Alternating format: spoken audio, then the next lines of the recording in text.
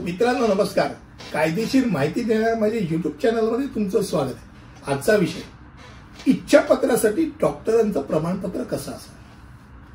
आता पहिला भाग मुळात संबंधित डॉक्टरांच्या लेटर हेडवरती ते प्रमाणपत्र पाहिजे हे डोक्यात राहू द्या. त्यांनी त्याच्यावर तारीख लिहिली पाहिजे, त्यांनी त्याच्यावर स्वाक्षरी केली पाहिजे, त्यांनी त्याच्यावर स्टॅम्प मारला पाहिजे. त्या स्टॅम्प त्याचं नोंदणी क्रमांक त्याचं नाव असलेला स्टॅम्प जो असतो तो त्यांनी स्टॅम्प मारायचा असतो. आता त्यामध्ये खास करून सदर डॉक्टर वैद्यकीय प्रमाणपत्र देतोय ते काय देतोय, तो कोणाला देतोय, त्याचं वय काय आणि तो शारीरिक आणि मानसिक दृष्ट्या कसा आहे हे त्यांनी त्यात लिहिणं गरजेचं आहे.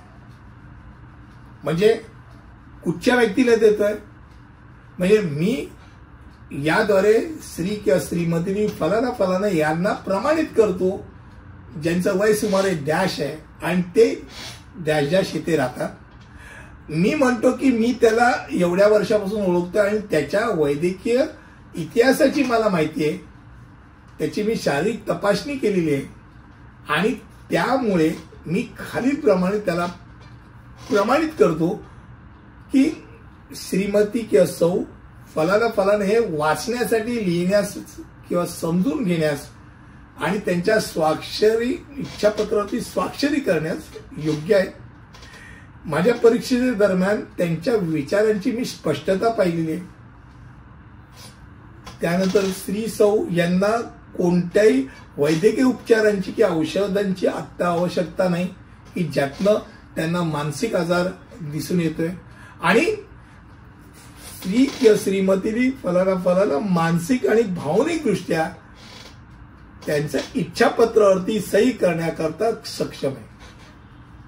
हे एवढं सगळं लिहिण्याच्या ऐवजी आपण बऱ्याच वेळा बघतो की डॉक्टर लिहितात, आय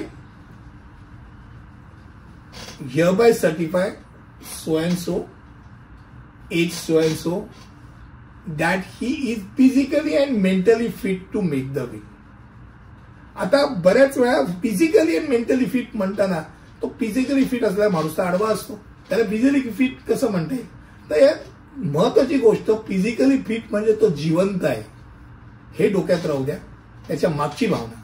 आणि मेंटली फिट म्हणजे तो मानसिक रुग्ण नाही, तो दारूच्या अंमलाखाली नाही आणि त्याला समजते ते काय लिहिले झालंय की त्याच्यावर कशावर सही करतोय ते. म्हणजे तो आडवा असेल, त्याला बोलता येत नसेल तरी तो फिजिकली मेंटली फिट आहे जर त्याला कळत असेल तर आणि तो जिवंत असेल. तर डॉक्टरचं सगळे स्वीट अँड शॉर्ट मध्ये त्यांनी द्यायला हरकत नाही. फिजिकल अँड मेंटली फिटच्या मागची भावना काय ती मी तुम्हाला सांगली. पुढच्या व्हिडिओमध्ये असंच काहीतरी नवीन घेऊन येईल. तिथपर्यंत इथेच थांबतो. धन्यवाद.